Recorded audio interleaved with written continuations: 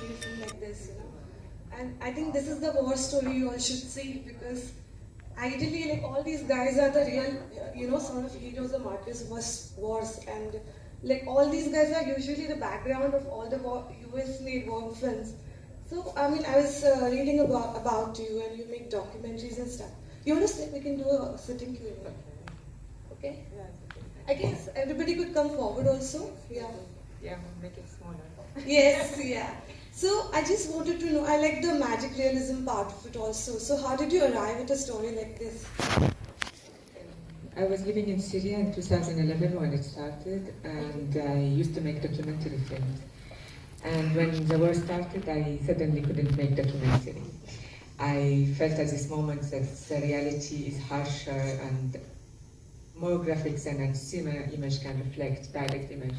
And I felt at the same time that I am the subject of a documentary film. I couldn't have the distance of director behind camera with a real subject from Syria while I'm Syrian myself. So the only way to do it was through magic realism. The only way I could express what I felt during the war is through images and not through direct, like the reality of documentary film. It was as this distance would help me to tell my story. Yeah, and could you tell me more about the mythology that you used, the idea of not having shadows? What was your thought behind it, and what is the original thing? I think it's related to the jinns that's there, or no, the jinns. Yeah. A lot of people thought because people use shadows in the films that it's related to my culture in Syria or in the religion, and we don't have this actually. We don't have this idea. We see it a lot in cinema, not in cinema, in literature during histories and different culture, but it's not something related to Syria, folklore or folk stories or religion. It was actually when I stopped making films, I had a question how a cinema can reflect war and how photo can reflect war. So I was looking to all photos of the war during the Second War and First War, and I saw the images of Hiroshima the day after the bombing. And if you see the images of Hiroshima, they are black and white photos of the city completely destroyed, and all that you can see is a shadow of people burned on the ground. And when I saw this photo, suddenly this image struck me, and I felt that maybe even the reality in Damascus is harder because we are still alive, but we lost our shadow. And this is how all the story of losing shadow started, with real images from Second World War.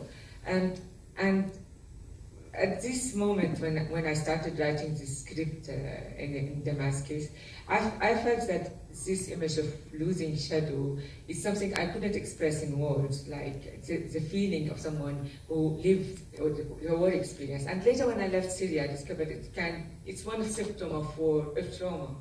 And post-trauma, that you can't express what you feel. And for me, this image of losing shadows was the only way to express it. And later, when I showed the film in different countries, I discovered that countries that lived the war, this image was as an evident and normal image of feeling of what a normal human being will live during the war.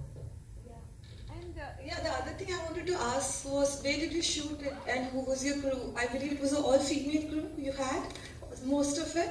Yeah, we were most of female crew, but we're not. It's true that me and my sister is the producer of the film, so we were two sisters making the film. He's the director and he is the producer. And we had, yes, more than 50% of the crew was women, but no, the DOP is man, and like, it was not based on genre, but it's you know, how is it? But I'm proud also of, maybe what gives the feeling of this film, beside me and my sister, who is the main crew made the film, there's also all the actors in the film are women, because this film is talking about what happened to the houses and interior of Syria once men leave to war, and when men go to fights, what happened to those interiors and leave these women alone. So that's why you have this feeling that all women are this film, it's more a woman crew.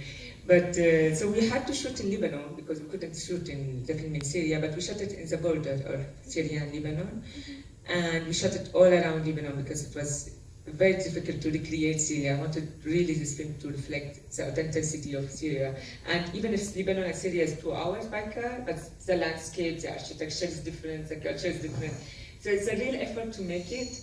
And even because it's the co-production, this film that some people from European crew would tell me, like, no one will know the difference between Syria and Lebanon if someone watched it. For them it will be, it's the same, it's just the Middle East, why are you making all this effort?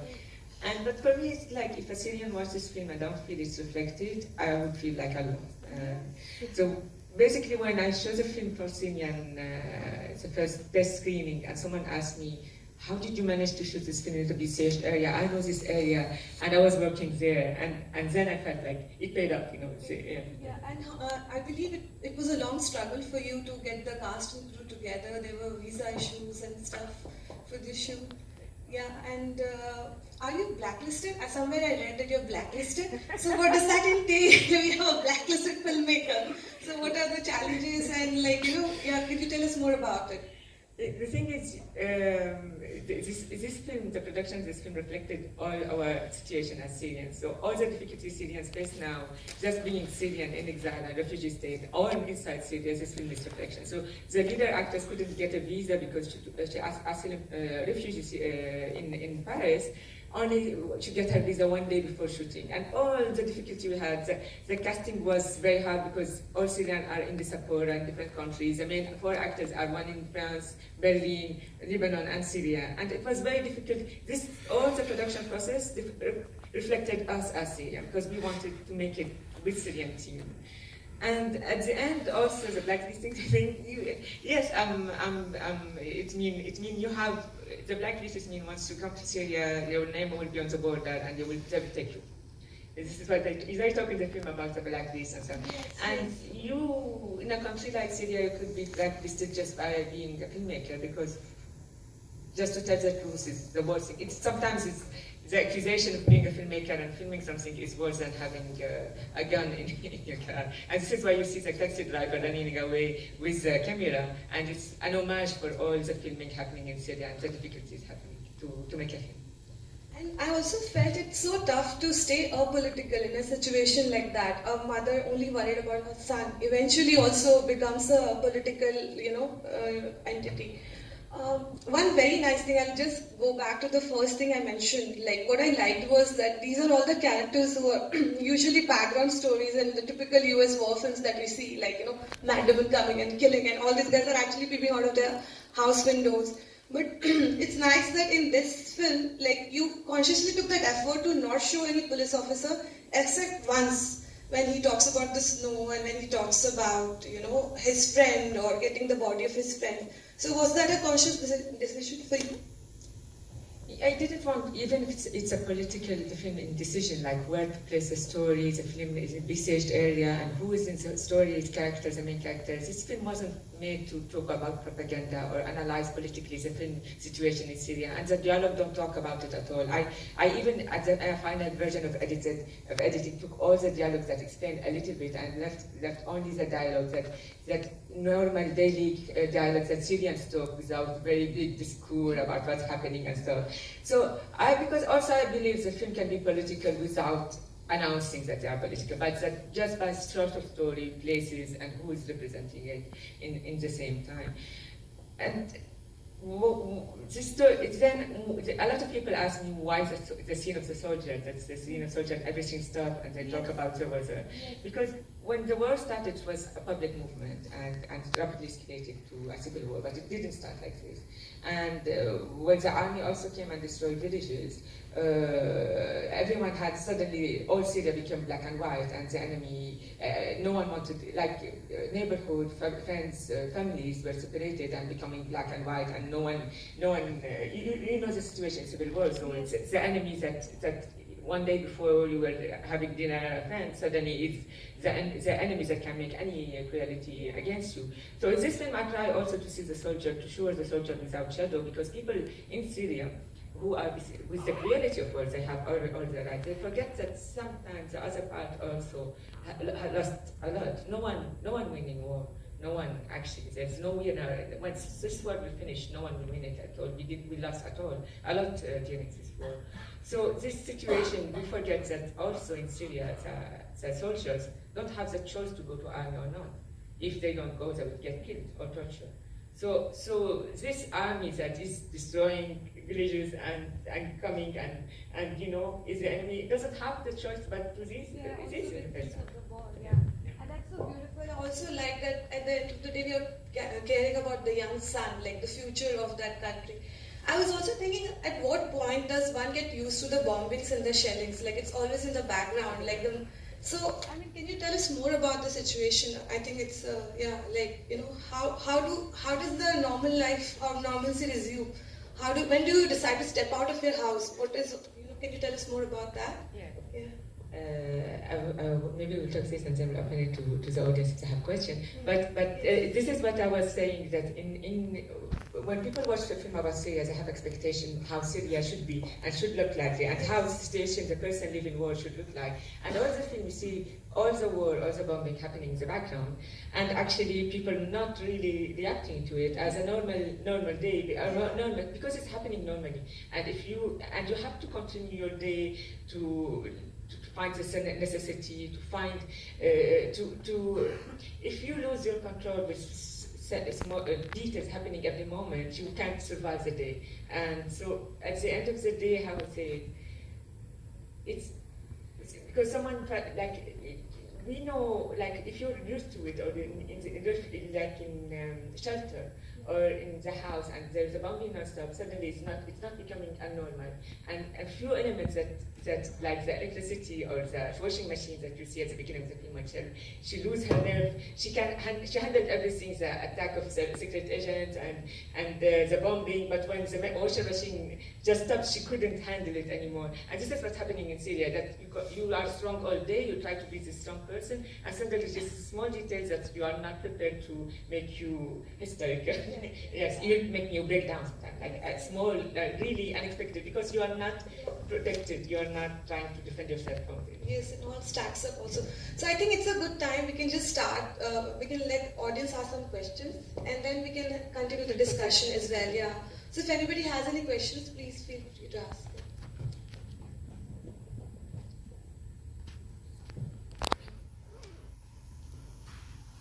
Hello, I just wanted to know, you made some creative decisions where there were mundane, normal conversations or something like that, and the camera just dissociates from the people. When Reem is sitting there and she comes back, finds the car, and she's trying to take her back, the camera just dissociates from them and looks at the branches and comes back to them. What do those decisions mean to you? Like I understood that even the normalist of the conversations carry a lot of weight behind them, so you can't concentrate on it and you keep dissociating from it. But what did they mean to you? So I just wanted to know that. It's exactly how I would, if you ask me, I would answer. It's exactly this. I'm glad you felt it, because this is what I loved how you said it, disassociation. We called it in shooting the drift. The trauma pan, that once there's a conversation or the moment is very heavy for the character and they can't handle it anymore, the camera starts shifting, and like a traumatized person who can't look anymore, and you see the symptom when you see a person is looking at you in trauma, you'd like to see just a small detail to escape the reality, or to try to see different angle from reality to make it more bearable. So we called it the trauma or the shift panorama in this moment. So and it's actually in the film we see it only. I think it's 4 or 5 times. Once she talked about her brother and she knows at this moment he will never come back. So she looked at the trees that are burned and said, "Leon, can she come back?" And usually the panel end up with someone waking up from reality, like tell her, "Wake up," or where is Jalal? You see her when Jalal is disappearing too, and the camera also sees the burned olive trees, and then she told her, when did he disappear? And it's always a rapt cut, like you are, someone is waking you up and taking you out from your personal thought. Thank you. Yeah, any more questions? I'd like to know, first of all, congratulations on your efforts. Honestly, it required a lot of patience. Just wanted to know, how long did you shoot this film? And also very curious to know, what have you got in your mind as your next project? What are you working on? Yeah. Okay. This film took a long time to make because as not only it was an independent film, it was a Syrian independent film in exile and in refugee state. So what should have taken a few years took 7 years to achieve this, all the production and to raising financing and to raising but if you, this 7 years to make a film, you know, in reality of shooting, it's only 22 days. The difficulty was how to make it, where to make it, bringing the actors and bringing the financing. And we felt, me and my sister at this time, that we wanted to be the main producer of this film. We wanted to have the main nationality as Syrian for this film. And later we can do other co-production with larger majority. But we wanted in this film, we felt like also in independent film production is also a writing of how the film will say, will be told.